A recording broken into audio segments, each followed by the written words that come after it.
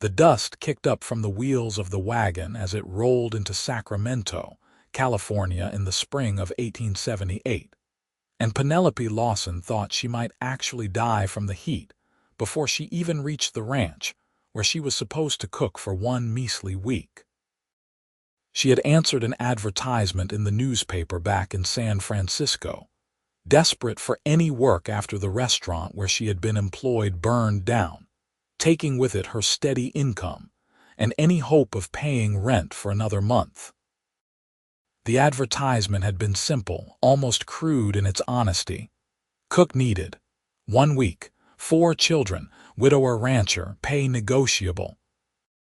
She had sent a telegram immediately, received a terse reply with directions, and now here she was, 23 years old and wondering if she had made the worst decision of her life. The ranch appeared on the horizon like a mirage, a sprawling collection of weathered buildings that seemed to sag under the weight of neglect. Penelope pulled her small trunk from the back of the wagon she had hired, paid the driver, and watched him disappear back toward town with a sinking feeling in her stomach. The main house was 2 stories, painted white once upon a time but now more gray than anything else. The porch sagged in the middle, and one of the shutters hung at an angle that made the whole place look lopsided and sad. Before she could even knock, the door flew open and a child stood there, a girl of maybe 7 with tangled blonde hair and a dress that was at least 2 sizes too small. Her feet were bare and dirty, and she looked at Penelope with the kind of wariness that broke something in Penelope's chest. "Are you the cook?" the girl asked, her voice small but not timid. "I am," Penelope said, setting down her trunk and crouching so she was eye level with the child. "My name is Penelope. What's yours?" "Martha," the girl said. "Papa's out with the cattle. He said you'd come today or maybe tomorrow. Are you going to stay for a week?" Penelope said gently. "I'm here to cook for you and your family for a week." Martha's face fell so dramatically that Penelope felt it like a physical blow. "Everyone only stays a week," the girl said, and then she turned and ran back into the house, leaving Penelope standing on the porch with her trunk and a growing sense that she had stepped into something far more complicated than a simple cooking job. She picked up her trunk and carried it inside, finding herself in a front room that was chaos incarnate. Clothes were strewn across every surface. Dishes were piled on a table that looked like it hadn't been properly cleaned in months, and there was a smell that suggested something had died behind the furniture. 3 more children appeared as if summoned by magic. A boy of about 9 with serious dark eyes, a girl of maybe 5 who was crying quietly in the corner, and a baby, no more than 18 months old, sitting in the middle of the floor wearing nothing but a diaper that desperately needed changing. "Good Lord," Penelope breathed, setting down her trunk and rolling up her sleeves. The boy stepped forward, his chin raised defensively. "Papa does his best," he said. "He works from before sunrise to after sunset. We try to help, but Martha can't reach the stove and Lucy's too little and the baby gets into everything." "I'm not criticizing," Penelope said quickly, her heart aching at the way this child felt he had to defend his father. "What's your name?" "Thomas," the boy said. "That's Lucy, and the baby is Samuel." "Well, Thomas, Martha, Lucy, and Samuel," Penelope said, looking around at the disaster that surrounded them. "I think we should start by opening some windows and letting in some air. Then we'll tackle this mess together, and then I'll make you the best dinner you've had in a long time. How does that sound?" Lucy stopped crying and looked up at her with red-rimmed eyes.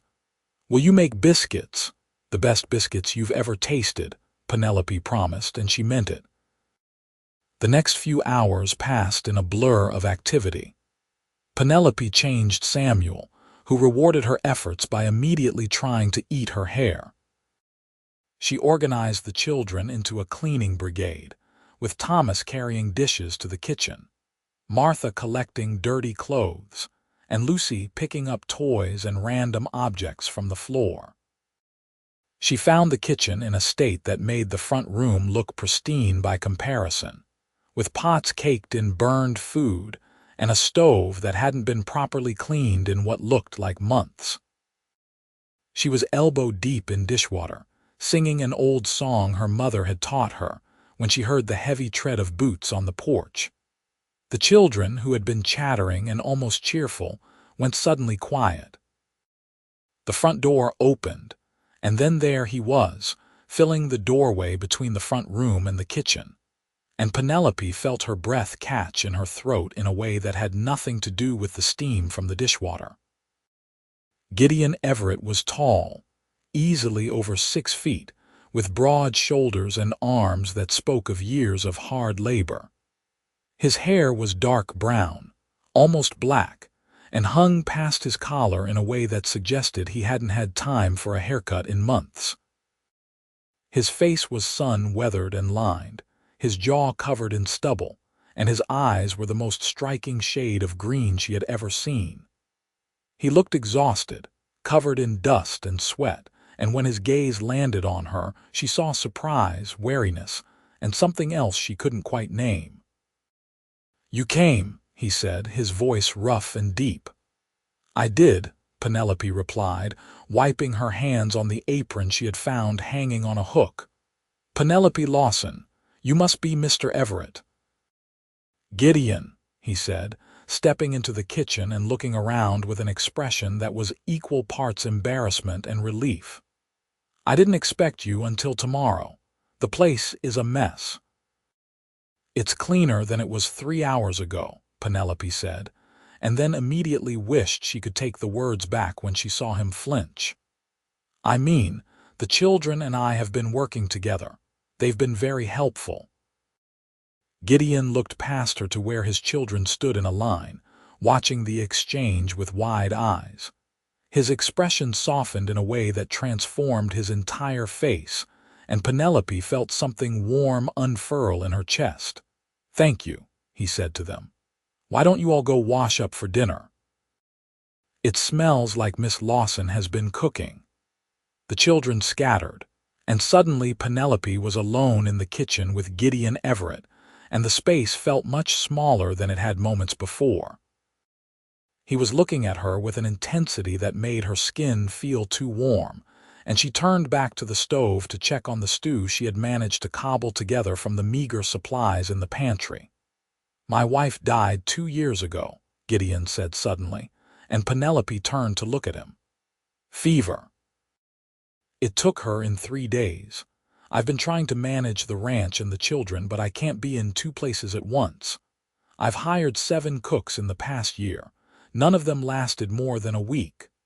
"Why?" Penelope asked, though she thought she might already know the answer. "Some said the children were too much," Gideon said, his jaw tightening. "Some said the ranch was too isolated. One woman said she didn't sign up to be a nursemaid.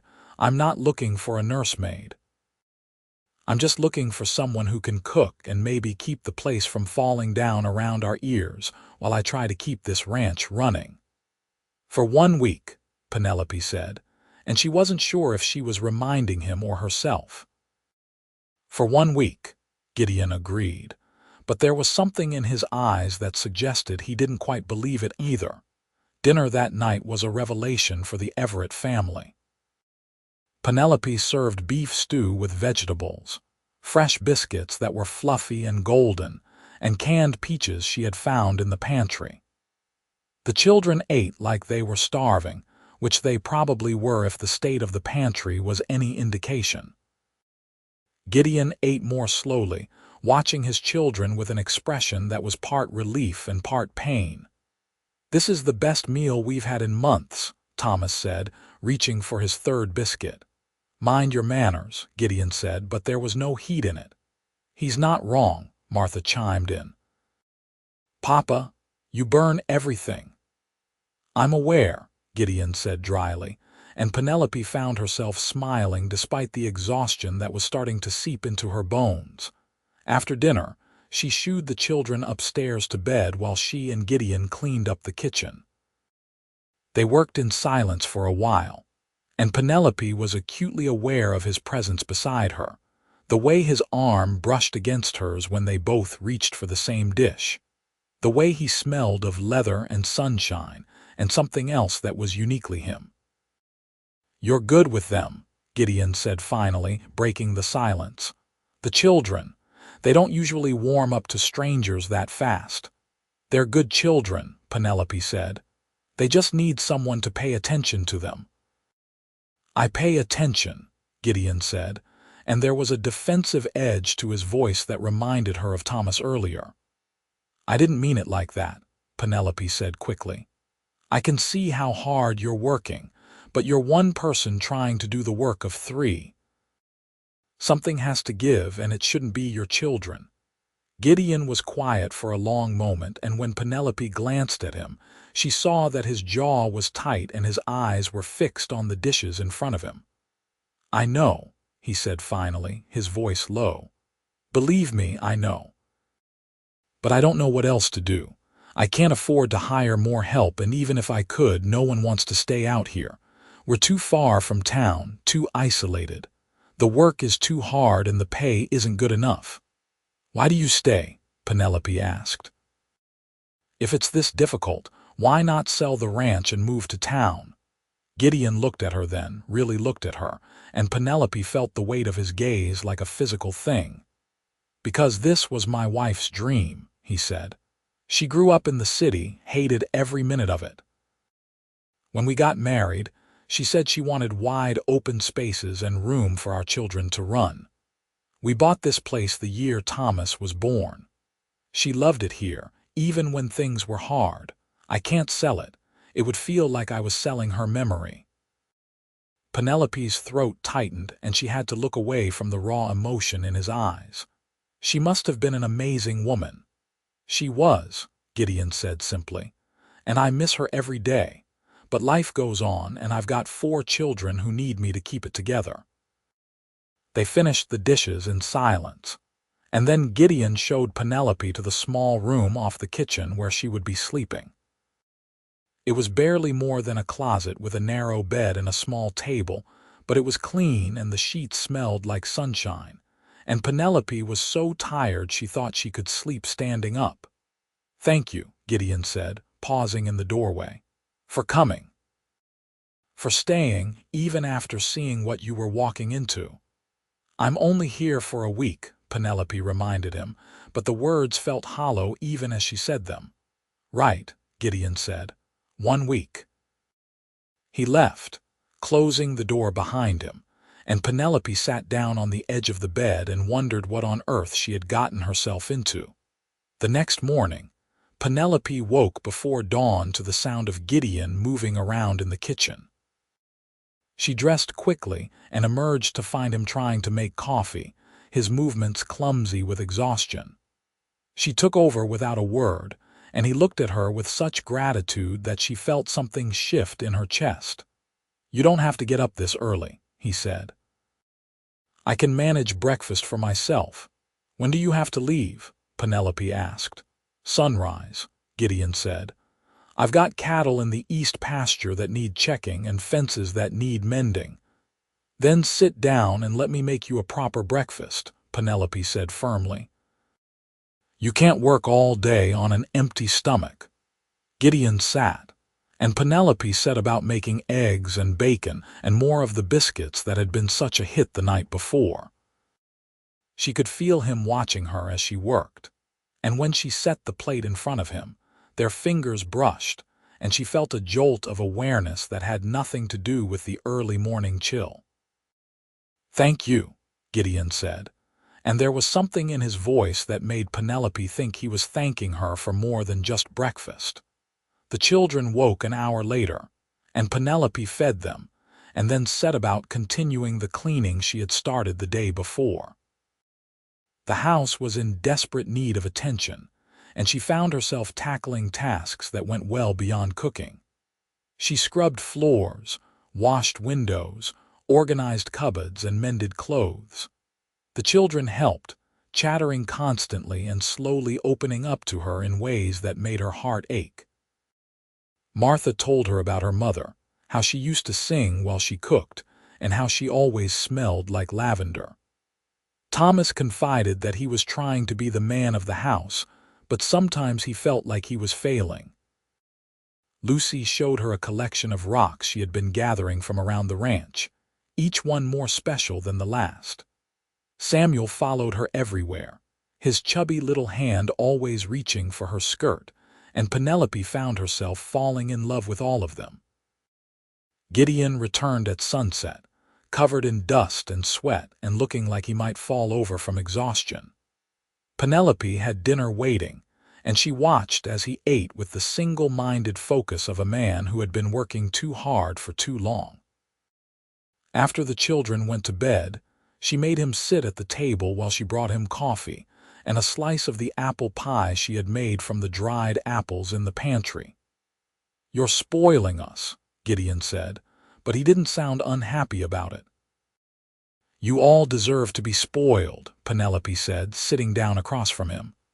"When was the last time you took a day off?" "I don't remember," Gideon admitted. "There's always too much to do."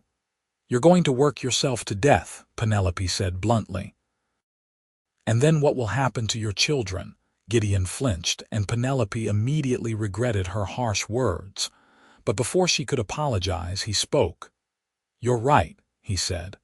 "I know you're right, but I don't know what else to do. The ranch barely turns a profit as it is. If I hire help, I won't be able to afford to feed my children. If I don't hire help, I'll kill myself trying to do everything alone. It's an impossible situation." "What if you had a partner?" Penelope asked, the words coming out before she could stop them. "Someone who could manage the house and the children while you focus on the ranch." "You mean a wife," Gideon said, his green eyes meeting hers with an intensity that made her breath catch. "I mean a partner," Penelope said, her heart pounding. "Someone who has as much stake in making this work as you do." "Are you offering?" Gideon asked, and there was something vulnerable in his expression that made Penelope want to reach across the table and take his hand. "I don't know," Penelope admitted. "I came here to cook for a week. But being here, seeing you and the children, seeing how hard you're all trying to make this work, it makes me think that maybe I could help in a more permanent way." "You barely know me," Gideon said, but he was leaning forward, his coffee forgotten. "That's true," Penelope agreed. "But I know that you're a good father. I know that you work harder than anyone I've ever met. I know that you loved your wife and you're trying to honor her memory. And I know that your children are wonderful and deserve better than what they've been getting. What about what you deserve?" Gideon asked. "You're young, beautiful, talented. You could have any life you want. Why would you tie yourself to a struggling ranch and a widower with 4 children?" Penelope was quiet for a long moment, considering his question. Why was she even considering this? She had known this family for less than 48 hours. It was insane to even think about staying permanently. And yet, when she looked at Gideon's tired green eyes and thought about Martha's gap-toothed smile and Thomas's serious expression, and Lucy's collection of rocks, and the way Samuel reached for her every time she walked past him, she felt something settle in her chest that felt suspiciously like home. "Because I think I could be happy here," she said finally. "I think I could build a life here, and I think maybe you and I could be partners in more than just running a ranch." Gideon stared at her for a long moment, and then he reached across the table and took her hand. His palm was calloused and rough, but his touch was gentle. "I think you might be right," he said. "But I'm not going to ask you to make a decision after 2 days. Stay the week like we agreed. Get to know us. Get to know the ranch. And then, if you still feel the same way, we can talk about what happens next." "That's fair," Penelope said, though part of her wanted to argue that she had already made up her mind. The rest of the week passed in a blur of activity and slowly building intimacy. Penelope fell into a rhythm with the household, waking before dawn to make Gideon breakfast, spending her days cleaning and cooking and caring for the children, and spending her evenings talking with Gideon after the children went to bed. They talked about everything: their childhoods, their dreams, their fears, their hopes for the future. Gideon told her about his wife, about the guilt he felt for even considering moving on, about his fear that he was failing his children. Penelope told him about growing up poor in San Francisco, about watching her parents struggle to make ends meet, about her dream of having a family and a home of her own. With each conversation, Penelope felt herself falling deeper. It wasn't the wild, passionate love she had read about in novels. It was something quieter, steadier, built on mutual respect and shared goals and the growing realization that they worked well together. When Gideon smiled at her across the dinner table, she felt warm all over. When his hand brushed against hers as they washed dishes, she felt a spark that made her wonder what it would be like to be touched by him with intention. When she watched him with his children, patient and loving despite his exhaustion, she felt her heart expand in ways she hadn't thought possible.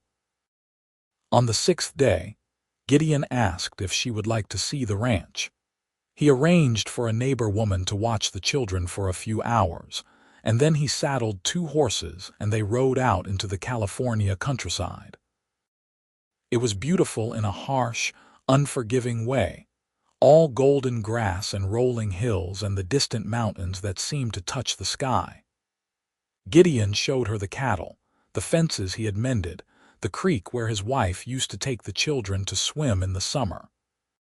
He talked about his plans for the ranch, his hopes for expansion, his dreams of building something that his children could inherit and be proud of. "It's not much now," he said as they sat on a hilltop overlooking the property, "but it could be something great. With the right partner, it could be something really great." "It's already something great," Penelope said, looking at the land spread out before them. "You've built this from nothing. You're raising 4 wonderful children alone. You're doing something amazing, Gideon. You just can't see it because you're too close to it." Gideon turned to look at her, and the expression on his face made Penelope's breath catch. "Stay," he said. "Not just for another week or another month. Stay forever. Marry me, be my partner in all of this. Help me build something worth leaving to our children." "Our children," Penelope repeated, and she felt tears prick at her eyes. "Mine and yours," Gideon said. "The 4 I have now and however many more we might have together. I know it's fast. I know we barely know each other. But I feel something when I'm with you, Penelope. I feel like I can breathe again. Like maybe the future isn't just an endless string of exhausting days. I feel hope, and I haven't felt that in 2 years." "I feel it too," Penelope whispered. "I came here thinking I would cook for a week and earn enough money to get back on my feet. But somewhere between cleaning your kitchen and listening to Martha talk about her mother and watching you with your children, I fell in love with all of you. Not the wild, crazy kind of love, but the kind that feels like coming home." "Is that a yes?" Gideon asked, and there was a vulnerability in his voice that made Penelope's heart ache. "Yes," she said. "Yes, I'll marry you. Yes, I'll stay. Yes, I'll be your partner." Gideon let out a breath that sounded like he had been holding it for days, and then he was reaching for her, his hand cupping her face with a gentleness that belied his calloused palms. He kissed her then, soft and sweet and tentative, and Penelope felt something inside her click into place. This was where she was meant to be. This was what she had been searching for without even knowing it. They were married 3 weeks later in the small church in Sacramento, with the 4 children standing beside them and the handful of neighbors who had become friends in attendance. Martha wore a new dress that Penelope had sewn for her, and Thomas stood tall and proud as he held Samuel during the ceremony. Lucy scattered flower petals with such enthusiasm that they ended up everywhere except on the ground, and everyone laughed. Gideon wore a new shirt and had gotten a haircut, and when he looked at Penelope in her simple white dress, his eyes were so full of emotion that she felt tears spill down her cheeks. "I promise to be a good husband," Gideon said when it was time for vows. "I promise to work hard for our family. I promise to love you and cherish you and be your partner in all things. And I promise that you will never regret taking a chance on a struggling rancher with 4 children and a house that was falling apart." "I promise to be a good wife," Penelope said, her voice steady despite the tears. "I promise to care for you and our children. I promise to be your partner in building a life worth living. And I promise that I will never regret answering that advertisement in the newspaper because it brought me to you." The kiss that sealed their marriage was longer than the one on the hilltop, and when they broke apart, the children were cheering and the neighbors were applauding, and Penelope felt like her heart might burst from happiness. The first few months of marriage were an adjustment. Penelope had to learn the rhythms of ranch life, the endless cycle of work that never seemed to stop. Gideon had to learn to let someone else help, to share the burden he had been carrying alone for so long. There were arguments, mostly small ones about things like how to discipline the children or how much money to spend on supplies. But there was also laughter and joy and the slow building of something solid and real. The children adapted quickly to having Penelope as their stepmother. Martha started calling her mama within a month, and though Penelope's heart ached at the thought of replacing the woman who had come before her, she knew that children needed a mother's love, and she was more than willing to give it. Thomas took longer to warm up fully, but Penelope was patient, and eventually he started coming to her with his problems and his questions, treating her like the trusted adult she had become. Lucy was affectionate from the start, always wanting to hold Penelope's hand or sit in her lap, and Samuel didn't remember a time before Penelope and accepted her as his mother without question. Gideon was a revelation as a husband. He was attentive and affectionate in ways that surprised Penelope. He would come in from the fields in the middle of the day just to kiss her and tell her he was thinking about her. He would hold her hand while they sat on the porch in the evenings, watching the children play. He would pull her into his arms at night and hold her close, whispering how grateful he was that she had come into his life. "I didn't think I would ever feel this way again," he told her one night as they lay in bed, her head on his chest and his fingers tracing patterns on her arm. "After my wife died, I thought that part of my life was over.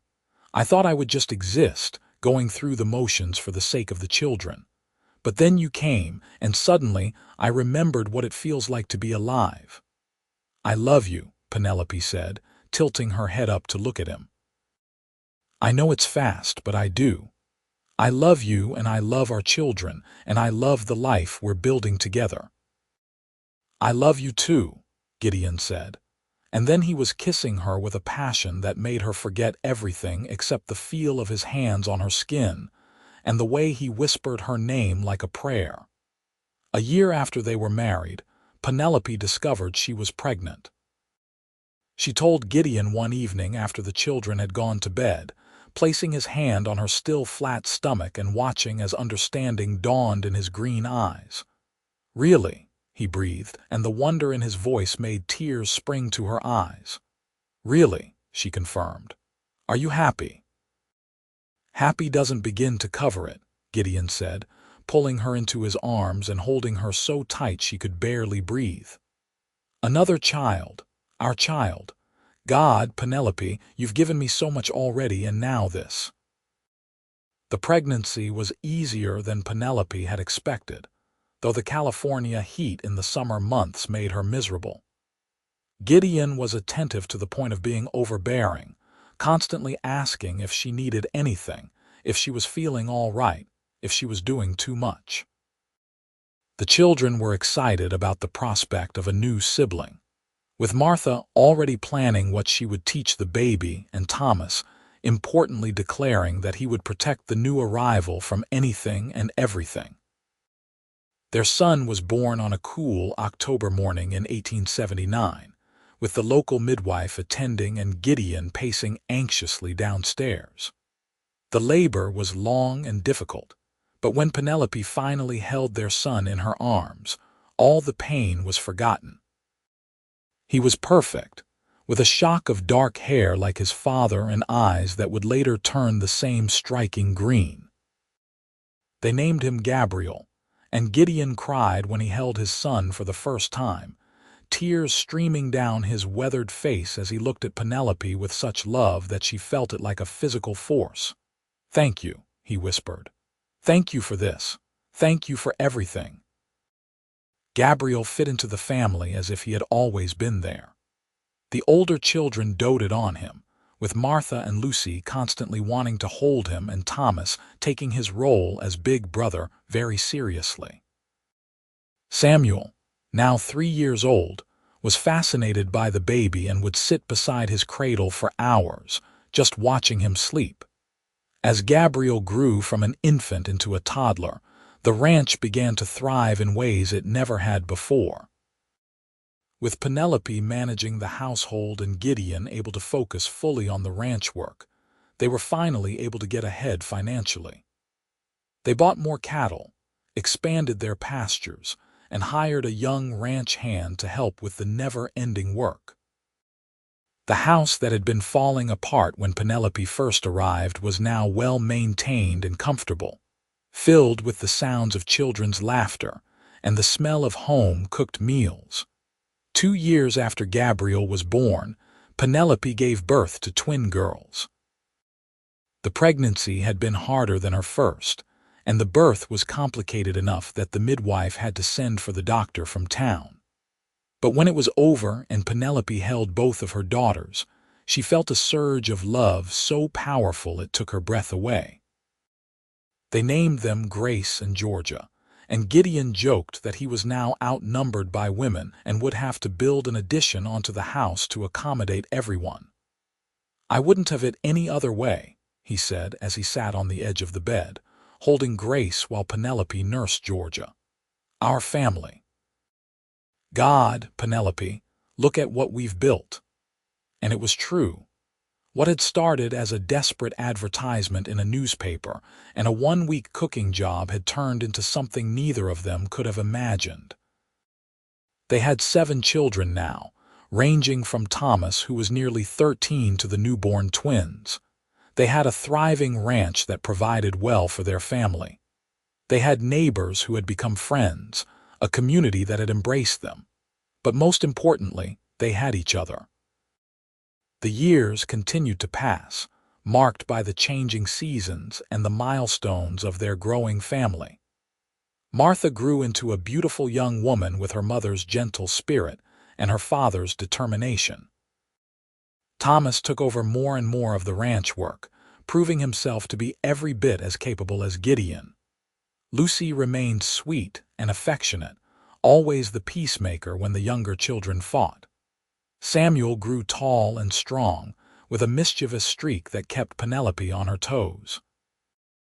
Gabriel was serious and studious, often found with his nose in a book. And the twins, Grace and Georgia, were inseparable and equally mischievous, constantly getting into trouble and then charming their way out of it. On their 10th wedding anniversary, Gideon took Penelope back to the hilltop where he had proposed. The children were old enough now to be left with Martha and Thomas in charge, and it was a rare luxury to have time alone together. They sat on the same spot where they had sat all those years ago, looking out over the ranch that had become their legacy. "You ever regret it?" Gideon asked, his arm around Penelope's shoulders as she leaned against him. "Answering that advertisement, agreeing to stay." "Not for a single moment," Penelope said honestly. "This life isn't always easy. Some days I'm exhausted by bedtime.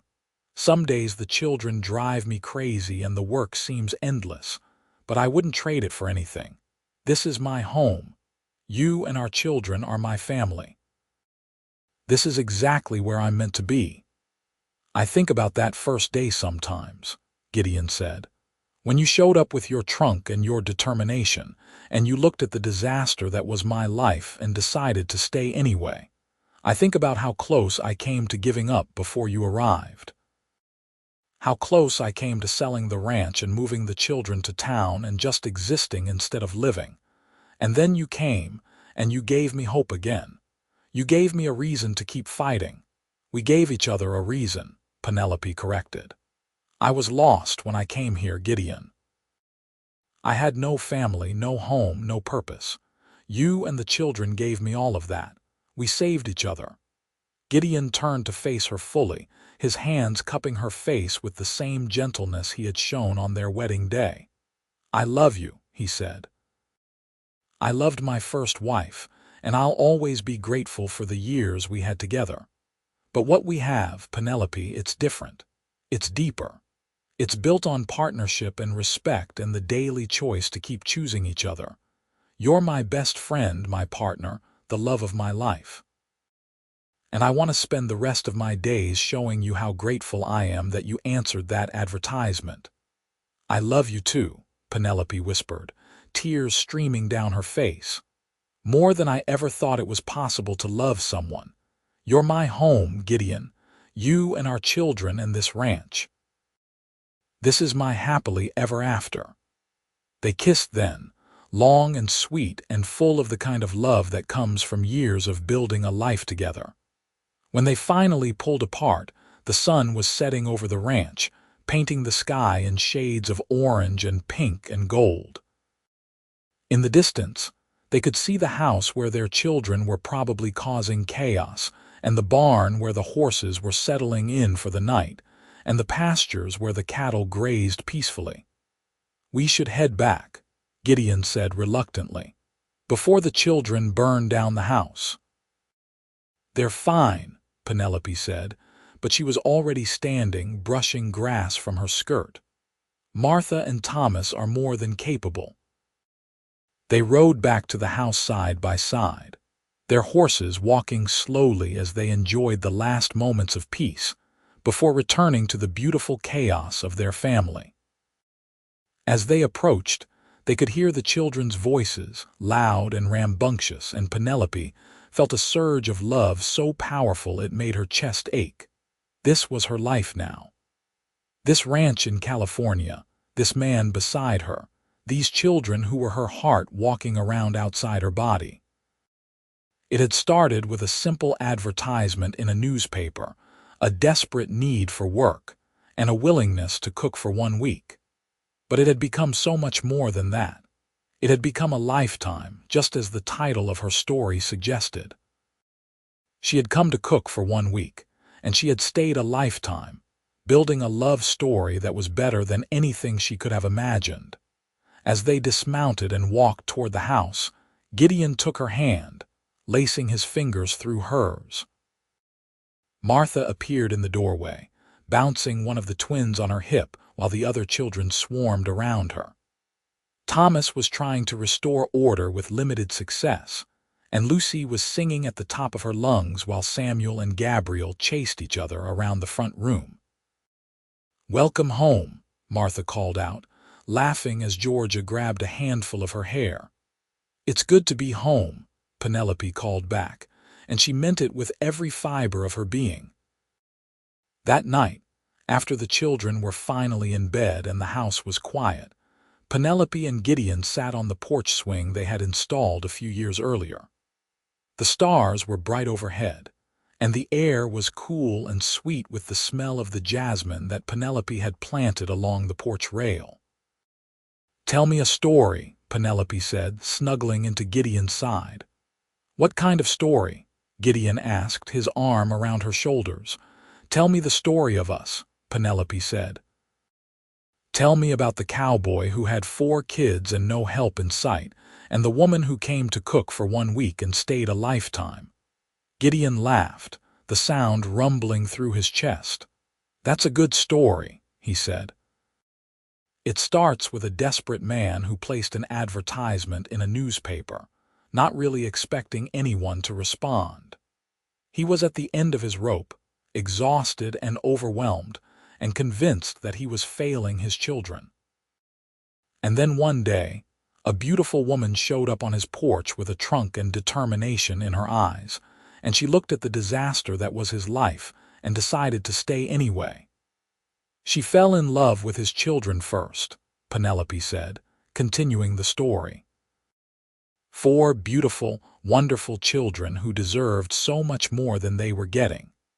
And then she fell in love with the man, the father who was working himself to death trying to provide for his family, who loved his children so much he was willing to sacrifice everything for them.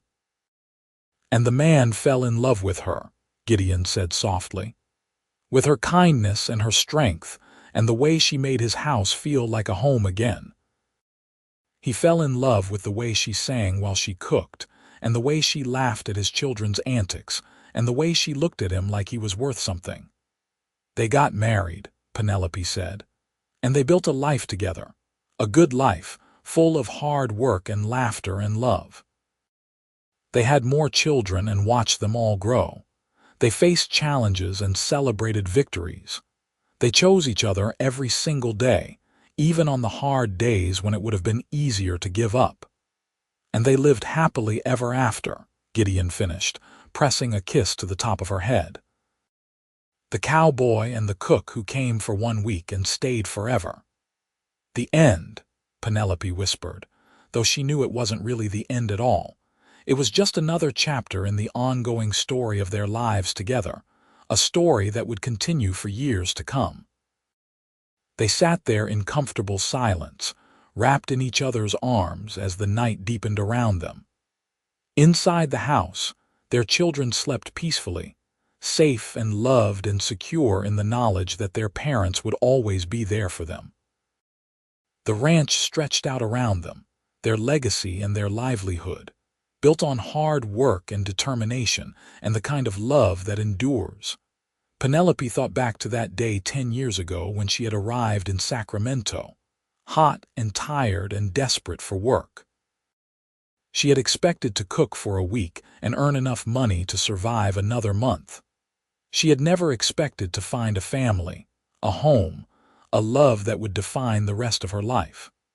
But that was exactly what she had found, and she would be grateful for it every day for the rest of her life.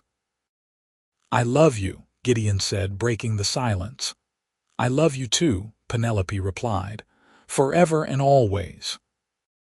And there, on the porch of their ranch house in Sacramento, California, under a sky full of stars, Gideon and Penelope held each other close and felt the quiet contentment of 2 people who had found exactly what they were looking for in each other.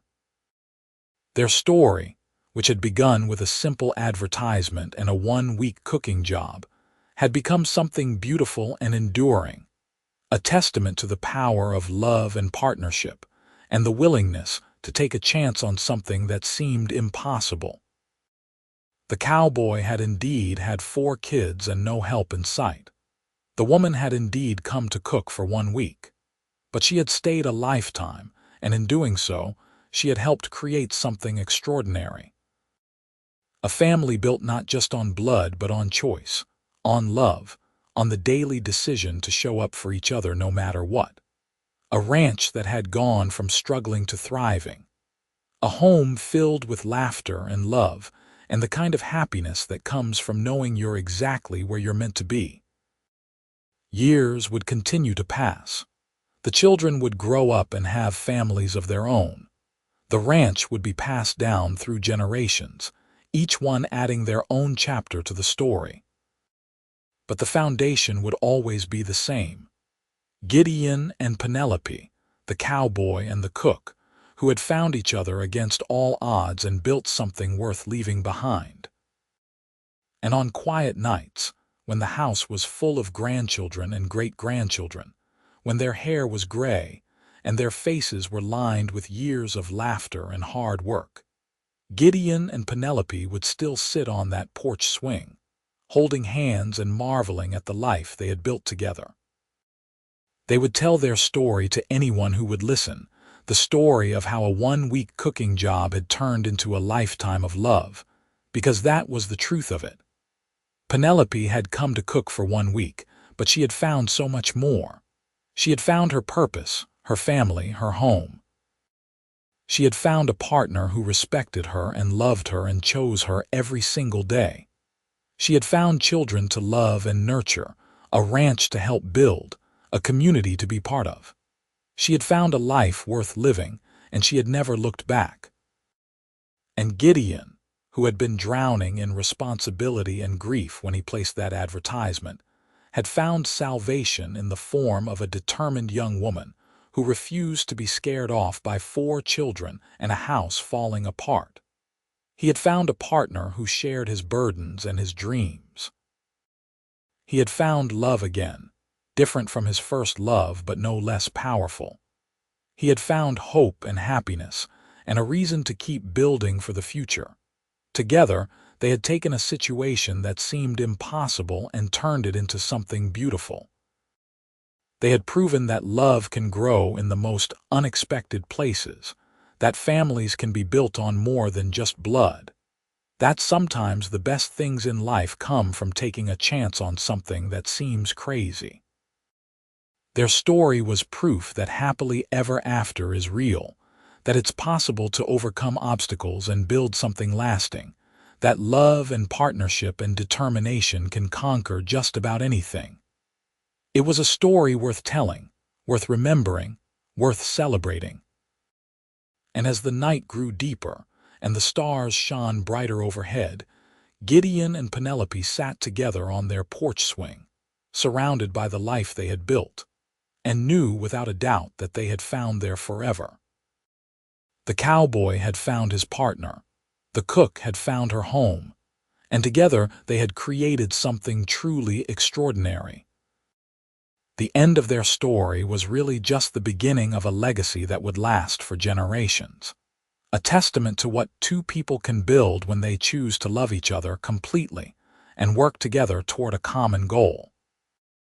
And somewhere in Sacramento, California, on a ranch that had once been struggling but was now thriving, that legacy lived on in the laughter of children, the warmth of a home well loved, and the enduring love of 2 people who had found each other against all odds and decided to stay.